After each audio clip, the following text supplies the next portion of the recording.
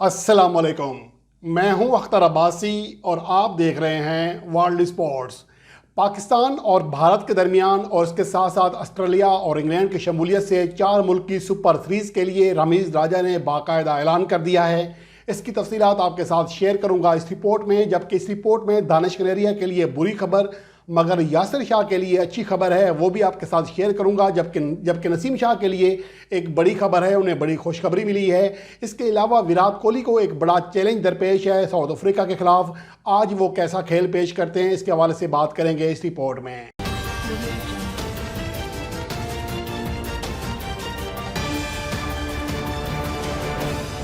सबसे पहले बात करते हैं पाकिस्तान और भारत के हवाले से। जो सीरीज़ के हवाले से बातें कल से चल रही हैं और ये क्रिकेट का हॉट इशू बना हुआ है कि पाकिस्तान और भारत के अलावा दो दीगर रवायती हरीफ इंग्लैंड और ऑस्ट्रेलिया के दरमियान 4 ममालिक पर मुश्तमिल एक 4 मुल्क की सुपर सीरीज़ कराने के हवाले से पाकिस्तान क्रिकेट बोर्ड तजवीज़ पेश कर रहा है। और ये जो रिपोर्ट सबसे पहले लीक हुई थी, ये ऑस्ट्रेलवी मीडिया की जानिब से लीक हुई थी, जिसके बाद में आलमी मीडिया पर यह खबर जीनत बन गई, आलमी मीडिया की शह सुर्खियों की। और कल रमीज़ राजा ने बाकायदा तौर पर इस बात का ऐलान कर दिया है कि वो ICC को प्रपोजल देने वाले हैं। उन्होंने ट्विटर पर लिखा कि वो ICC को प्रपोजल देने वाले हैं 4 मुल्क की सीरीज़, 4 मुल्क की सुपर सीरीज़, जिसमें पाकिस्तान, इंडिया, ऑस्ट्रेलिया और इंग्लैंड शामिल होंगे। और उम्मीद है कि विन हमारी होगी, यानी कि ये चीज़ हो जाएगी। और ज़राए ये बता रहे हैं कि इंग्लैंड और ऑस्ट्रेलिया के जो क्रिकेट बोर्ड हैं वो इस बात पर पूरी तरह मुतफिक हैं। अलबत्ता भारत की जानिब से अभी तक कन्फर्म नहीं हो रहा कि वो इस हवाले से उनका मौक़िफ़ क्या है। और यहाँ ये बात भी काबिल ज़िक्र है कि जो उनकी हुकूमत है उसका बड़ा किरदार होगा कि इस हवाले से वो अपने बोर्ड को पाकिस्तान की मौजूदगी में परमिशन देते हैं या नहीं देते। लेकिन बड़ी बात यह है कि अब तक जितने भी पाकिस्तान के 2012 के बाद टाकरे हुए हैं, या तो वो ICC इवेंट्स में हुए हैं या फिर एशिया कप में हुए हैं। इसलिए अगर ICC इस 4 मुल्क की सीरीज़ की प्रपोजल को कबूल कर लेता है और इसी कोई सीरीज़ जो कि हर साल रखी जाएगी, अगर ऐसा हो जाता है तो फिर भारत के लिए मुमकिन नहीं रहेगा कि वो मना कर सके पाकिस्तान के साथ खेलने के लिए। और रमीज़ राजा ने जो पाकिस्तान और भारत के हर साल टाकरे की जो राह निकाली है मौजूदा हालात में, वो इंतहाई शानदार है। उनके दिमाग ने बहुत आगे की सोची है, क्योंकि अगर ICC या एशिया क्रिकेट काउंसिल इस हवाले से फैसला करते हैं तो फिर भारत भी वो सीरीज़ खेलने का पाबंद होता है। जैसा कि T20 वर्ल्ड कप 2021 में भारत की जानिब से भारत में बहुत ज़्यादा रद्द-ए-अमल आया था। यहाँ तक कि वहाँ के जो हुकूमती वज़रा थे वो भी ये कह रहे थे कि पाकिस्तान के साथ मैच ना खेला जाए। लेकिन भारतीय बोर्ड ने वाज़ेह तौर पर कहा था क्योंकि ये जो मैच है ये ICC इवेंट है, इसलिए हम किसी भी तरह इस मैच से विथड्रॉ नहीं हो सकते। इसलिए अगर ICC ने 4 मुल्क की सुपर सीरीज़ की परमिशन दे दी और बाकायदा तौर पर हर साल इस सीरीज़ का इनेकाद हुआ, तो फिर भारत के लिए या भारतीय हुकूमत के लिए भी पाकिस्तान से ना खेलने की जो रट है वो ख़त्म करना पड़ेगी और वो मजबूर होगा पाकिस्तान के साथ खेलने के हवाले से। और जहाँ तक वेन्यू की बात है तो इस हवाले से रमीज़ राजा का कहना था कि ये वेन्यू जो है रोटेशन पॉलिसी के तहत खेला जाएगा, यानी कभी ऑस्ट्रेलिया में, कभी इंग्लैंड में, कभी इंडिया में, कभी पाकिस्तान में या UAE में। इसके हवाले से हम प्लान बना रहे हैं। और इसके अलावा ये भी कहा कि जो इसका रेवेन्यू होगा ना सिर्फ इन 4 ममालिक में शेयर होगा, बल्कि जितने भी ICC के इवेंट से जो मेंबर मुल्क हैं उनको भी शेयर होगा। जैसा कि T20 वर्ल्ड कप में होता है या वर्ल्ड कप में होता है या चैंपियन ट्रॉफी में होता है, सेम उसी तरह ICC ये अपना जो इस सीरीज़ का रेवेन्यू है वो दीगर मेंबर ममालिक के साथ भी शेयर कर सकेगा। ये बहुत बड़ी अपडेट है अगर इस हवाले से काम हो जाता है, और ICC के लिए भी बड़ा ऑप्शन है और एक रेवेन्यू जनरेट करने का एक नया इवेंट सामने आ जाएगा। T20 वर्ल्ड कप, 50 ओवर का वर्ल्ड कप और ICC चैंपियन ट्रॉफी तो पहले ही थे ही, लेकिन इसके साथ साथ अगर ये सुपर सीरीज़ जो कि 4 ममालिक पर मुश्तमिल होगी, अगर इस सीरीज़ का बाकायदा तौर पर इनेकाद शुरू हो जाता है तो ये क्रिकेट के लिए और ICC के लिए बहुत बड़ा कारनामा होगा और क्रिकेट अगले लेवल पर चली जाएगी। और इससे ना सिर्फ पाकिस्तान और भारत के तमाशाइयों का जोश व खरोश बढ़ेगा, बल्कि इस खिते में क्रिकेट को मज़ीद फ़रोग़ मिलेगा, आलमी क्रिकेट को। क्योंकि जब पाकिस्तान और भारत के मैचेस होते हैं तो ना सिर्फ इन दोनों ममालिक के शायकीन बल्कि दुनिया भर के शायकीन और मीडिया की तवज्जो जो है वो इस पर मरकूज़ होती है, जिसकी बड़ी मिसाल T20 वर्ल्ड कप 2021 का मैच था, जिसने रिकॉर्ड तोड़े। इतनी ज़्यादा व्यूवरशिप आज से पहले किसी क्रिकेट मैच की नहीं हुई थी जितनी की हालांकि हालिया T20 वर्ल्ड कप 2021 के मैच की हुई, जो कि पाकिस्तान और भारत के दरमियान खेला गया था। अब उम्मीद करते हैं कि रमीज़ राजा के बाकायदा ऐलान के बाद जो उन्होंने ऐलान किया है, यकीन तौर पर इस वजह से ऐलान किया होगा कि उन्होंने कुछ बैक बहुत सारा काम कर लिया होगा, जिसके बाद ही बाकायदा तौर पर ऐलान किया है, क्योंकि इस पर काफ़ी दिन से काम चल रहा था और रमीज़ राजा पाकिस्तान क्रिकेट को और आलमी क्रिकेट को जिस तरह आगे बढ़ा रहे हैं, उम्मीद है कि वो इसमें कामयाब रहेंगे।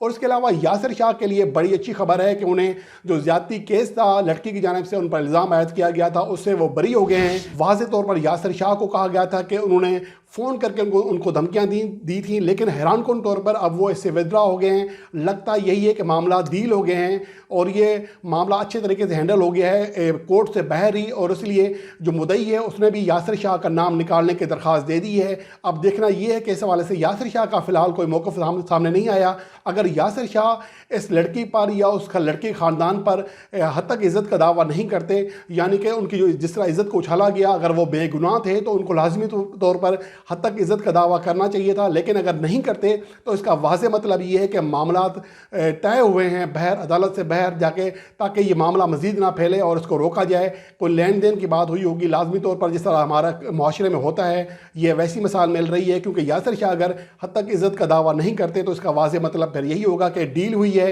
अलबत्ता ये तो ये अच्छी खबर थी यासिर शाह के लिए, लेकिन बुरी खबर है दानिश कनेरिया के लिए, जिसे सिंध हाई कोर्ट ने उनकी अपील मुस्तरद कर दी है। उन्होंने अपील की थी कि वो पाकिस्तान में डोमेस्टिक क्रिकेट खेलना चाहते हैं और कोचिंग करना चाहते हैं लीग्स में, लेकिन उनकी दरख्वास्त को मुस्तरद कर दिया गया, क्योंकि पाकिस्तान क्रिकेट बोर्ड ने अदालत में मौक़िफ़ रखा है कि इनको जो सज़ा हुई है वो बरतानिया की जानिब से हुई है। इंग्लैंड क्रिकेट बोर्ड ने उन पर ताहयात पाबंदी आयद की है, जिसकी वजह से हम भी पाबंद हैं कि उसको फॉलो करने के। क्योंकि अगर एक ICC का मेंबर मुल्क जो है अगर किसी खिलाड़ी को किसी हवाले से पाबंदी आयद करता है तो दीगर तमाम जो मेंबरान ममालिक हैं वो भी उसके पाबंद होते हैं कि उस पाबंदी का इतलाक उन सब पे होता है, वो उसको फॉलो करते हैं। इसलिए यहाँ पर ऐसा नहीं हो सकता। इसलिए सिंध हाई कोर्ट ने दानिश कनेरिया की जो अपील है वो मुस्तरद कर दी है और दानिश कनेरिया वो वैसे ही वह रहेंगे जैसा कि गुज़श्ता चंद सालों से वो क्रिकेट के तमाम सरगर्मियों से आउट हैं। अलबत्ता अपना वो यूट्यूब चैनल ज़रूर चला रहे हैं क्रिकेट के हवाले से, लेकिन उनका जो क्रिकेट में जो सरगर्मी है ख़ासतौर पर पाकिस्तान क्रिकेट में, वो वैसे ही ख़त्म रहेंगी जैसा कि थी। क्योंकि उनकी जानिब से उन पर जो इल्ज़ाम आयद किया गया था वो एक गैर मुल्की खिलाड़ियों के साथ सट्टेबाज को मिलाया था और ये बड़ा इल्ज़ाम था, जिसके बाद इंग्लैंड क्रिकेट बोर्ड ने उन पर ताहयात पाबंदी आयद की थी, जो कि अब तक बरकरार है। दानिश कनेरिया ने ये ना सिर्फ पाकिस्तान में बल्कि बरतानिया में भी जाकर वहाँ के कोर्ट के खिलाफ दरख्वास्त दी थी, लेकिन वहाँ भी उनकी दरख्वास्त को मुस्तरद कर दिया गया था। और इसके अलावा नसीम शाह के लिए बड़ी खबर है, उन्हें ग्लोसेस्टर शहर की जानिब से पहली बार काउंटी सीज़न खेलने का मौका मिलेगा। ग्लोसेस्टर शहर ने बाकायदा तौर पर अब अपने ऑफिशियल ट्विटर अकाउंट पर ये पैगाम जारी कर दिया है कि नसीम शाह के साथ उनकी जो एग्रीमेंट है वो हो चुका है और वो तमाम फॉर्मेट के सीज़न के लिए, जो कि 2022 का सीज़न होगा, वो अपनी काउंटी के लिए यानी ग्लोसेस्टर शहर के लिए दस्तयाब होंगे। और ये पहला मौका होगा कि नसीम शाह को किसी इंग्लिश काउंटी की जानिब से ऑफ़र हुई जिसे उन्होंने कबूल कर लिया और बाकायदा तौर पर मुआहदा हो गया है। और अगर नसीम शाह की कारकर्दगी देखें तो वो टेस्ट क्रिकेट में हैट्रिक करने वाले दुनिया के कम उम्र तरीन बॉलर हैं, लेकिन मौजूदा वक्त में उनकी कारकर्दगी ज़्यादा अच्छी नहीं रही थी, जिसकी वजह से उन्हें टेस्ट टीम से ड्रॉप कर दिया गया और वो कोयटा ग्लेडिएटर्स की जानिब से पाकिस्तान सुपर लीग 2022 में भी एक्शन में दिखाई देंगे। अब देखना ये है कि इस PSL में और इंग्लिश काउंटी सीज़न जो कि उनका पहला सीज़न होगा उसमें वो कैसी कारकर्दगी दिखाते हैं।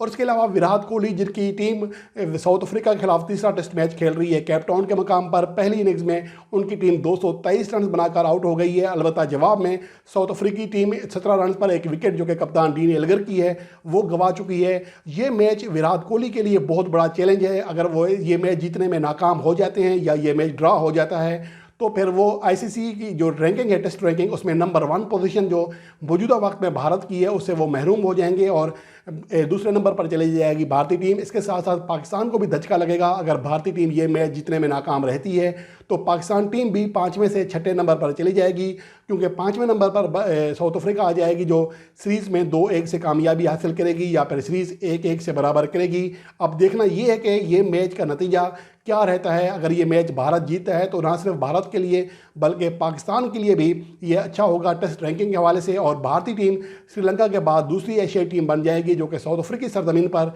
टेस्ट सीरीज़ जीतने का एजाज़ हासिल करेगी। इसके साथ ही ये रिपोर्ट यहीं पर ख़त्म करते हैं। आने वाली वीडियो में किसी नए टॉपिक के साथ आपकी खिदमत में हाजिर हूँगा। तब तक के लिए अल्लाह निगहबान।